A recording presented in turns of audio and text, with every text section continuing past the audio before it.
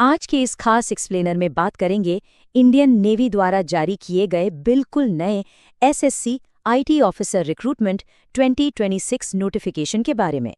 ये उन सभी आईटी ग्रेजुएट्स के लिए एक बहुत ही ज़बरदस्त मौका है जो अपनी टेक्निकल स्किल्स का यूज़ करके देश की रक्षा में अपना डायरेक्ट योगदान देना चाहते हैं। तो बिना किसी देरी के सीधे डिटेल्स पर आते हैं और इस नोटिफिकेशन को डिकोड करते हैं। अगर ग्रेजुएशन हाल ही में कंप्लीट हुई है, खासकर आईटी या कंप्यूटर साइंस में, और एक ऐसे करियर की तलाश है जहां टॉप नॉच टेक्निकल एक्सपर्टीज के साथ साथ देश सेवा का एक असाधारण सम्मान भी मिले, तो ये अपॉर्चुनिटी बिल्कुल मिस नहीं होनी चाहिए। तो क्या एक सचमुच एलीट आईटी करियर के लिए तैयारी पूरी है?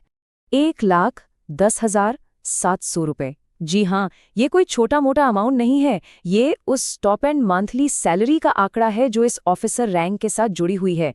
इससे एक बात तो बिल्कुल साफ हो जाती है कि इस प्रेस्टीज के साथ साथ यहाँ एक बहुत ही सॉलिड फाइनेंशियल स्टेबिलिटी भी मिलने वाली है। आज के इस विश्लेषण का एजेंडा बिल्कुल साफ है। हम इन 5 टॉपिक्स को कवर करेंगे: नेवी में आईटी अपॉर्चुनिटी का रूप, एलिजिबिलिटी और एज लिमिट्स, सिलेक्शन प्रोसेस की डिटेल्स, अप्लाई करने के ऑनलाइन स्टेप्स और अंत में कुछ बहुत ही जरूरी गाइडलाइंस। आइए आगे बढ़ते हैं। तो सबसे पहले बात करते हैं पहले सेक्शन की, the navy IT opportunity a prestigious role. अब देखिए, ये कोई आम 9 to 5 वाली कॉर्पोरेट आईटी जॉब बिल्कुल नहीं है। एसएससी आईटी ऑफिसर बनने का सीधा सा मतलब है इंडियन नेवी की एग्जीक्यूटिव ब्रांच में एक शॉर्ट सर्विस कमीशन्ड ऑफिसर की पोजीशन। बेसिकली ये एक ऐसी रैंक है जहां देश की सुरक्षा के लिए एडवांस टेक्निकल स्किल्स का इस्तेमाल होता है। एक अलग ही लेवल का गर्व और प्राइड महसूस होता है इस यूनिफॉर्म में। और जैसा कि हमने पहले देखा, इस गर्व के साथ साथ यहाँ फाइनेंशियल पर्क्स भी कमाल के हैं। बेस सैलरी तो है ही, जो लेवल 10 पे स्केल के हिसाब से 49,100 से लेकर 1,10,700 तक जाती है। लेकिन बात यहीं खत्म नहीं होती। इसके ऊपर मिलता है house rent allowance, transport allowance और पूरी तरह से कॉम्प्रिहेंसिव मेडिकल बेनिफिट्स। सच कहा जाए तो आज के टाइम में यंग प्रोफेशनल्स के लिए ये सबसे सिक्योर और रिवॉर्डिंग करियर पाथ्स में से एक है। अब आते हैं दूसरे सेक्शन पर, एलिजिबिलिटी और एज लिमिट्स। आखिर इस एलीट रोल के गेटकीपर्स कौन हैं और इसके लिए क्वालिफाई कौन करता है? एजुकेशनल रिक्वायरमेंट्स की बात करें तो नेवी काफ़ी अलग अलग डिग्रीज एक्सेप्ट करती है, चाहे बीई हो, बीटेक, एमटेक, एमसीए या फिर एमएससी हो आईटी या कंप्यूटर साइंस में। पर यहाँ एक बॉटम लाइन है जो बिल्कुल नॉन नेगोशिएबल है। इंफॉर्मेशन टेक्नोलॉजी या कंप्यूटर साइंस का एक स्ट्रॉन्ग फाउंडेशनल बैकग्राउंड होना ही चाहिए। इस ठोस बुनियाद के बिना आगे बढ़ना पॉसिबल नहीं है।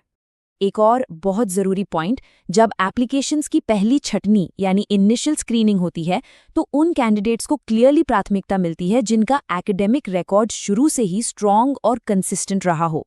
तो अगर कॉलेज के मार्क्स और ओवरऑल पढ़ाई एक्सेप्शनल रही है तो डेफिनेटली इनिशियल फिल्टरिंग के वक्त यहाँ एक बड़ा एज मिलने वाला है। एज क्राइटेरिया पर नज़र डालें तो सामान्य तौर पर इस भर्ती के लिए एज विंडो 19 से 25 साल के बीच होनी चाहिए।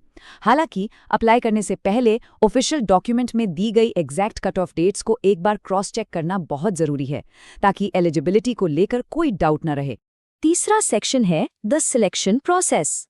एक आम आईटी ग्रेजुएट से एक कमीशन्ड नेवल ऑफिसर बनने तक का ये सफ़र कैसा होता है?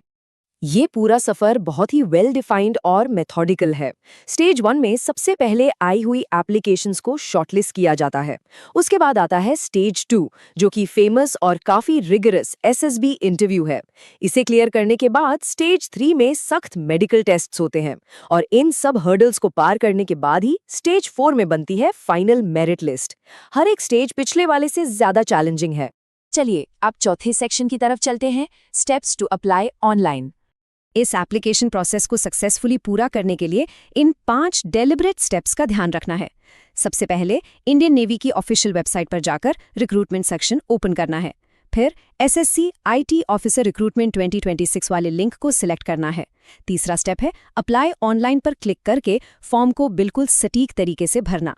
उसके बाद सभी अनिवार्य डॉक्यूमेंट्स अपलोड करने हैं और आखिरी स्टेप फॉर्म सबमिट करना और फ्यूचर रेफरेंस के लिए उसका एक प्रिंटआउट निकाल कर रख लेना। इंस्ट्रक्शंस केयरफुली फॉलो किए जाएं तो ये प्रोसेस बिना किसी एरर के आसानी से हो जाएगा। डॉक्यूमेंट्स के बारे में पहले से तैयारी रखना एक बहुत ही स्मार्ट मूव है।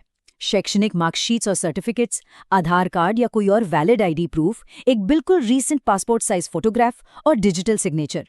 डेडलाइन के आखिरी मिनट वाले टेक्निकल ग्लिचेस से बचने के लिए इन सभी डॉक्यूमेंट्स को पहले से ही डिजिटाइज करके अपलोड के लिए रेडी रखना चाहिए। और अब आते हैं इस एक्सप्लेनर के आखिरी हिस्से पर, यानी सेक्शन 5, इंपॉर्टेंट गाइडलाइंस और फाइनल चेक्स। फॉर्म का फाइनल सबमिट बटन दबाने से पहले एक बहुत ही जरूरी सलाह है। पूरे ऑफिशियल नोटिफिकेशन डॉक्यूमेंट को थरोली पढ़ना बहुत इंपॉर्टेंट है। नेवी का स्क्रीनिंग प्रोसेस बहुत ही अनफॉरगिविंग होता है, इसलिए वही कैंडिडेट्स आगे बढ़ें जो हर एक सिंगल एलिजिबिलिटी क्राइटेरिया पर पूरी तरह से खरे उतरते हैं। यहाँ छोटी सी भी ओवरसाइट के लिए कोई जगह नहीं है। इस वार्निंग पर थोड़ा ध्यान देना जरूरी है। गलत जानकारी देने पर आवेदन तुरंत रद्द किया जा सकता है। इसका सीधा सा मतलब है कि फॉर्म में एक्यूरेसी सबसे बढ़कर है। अगर जमा किए गए फॉर्म और एक्चुअल रिकॉर्ड्स के बीच जरा सा भी फर्क निकला तो इमीडिएट डिस्क्वालिफिकेशन तय है। तो अंत में सबसे बड़ा सवाल यही आता है, क्या आज के आईटी प्रोफेशनल्स आगे आने, इस देश की सेवा करने और अपने टेक करियर्स को एक बिल्कुल ही एलीट लेवल पर ले जाने के लिए तैयार हैं? ये रिक्रूटमेंट ड्राइव देश के सबसे ब्राइट माइंड्स का इंतजार कर रही है। ऐसे मौके रोज रोज नहीं आते।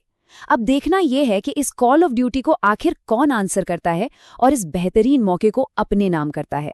इस विश्लेषण से जुड़ने के लिए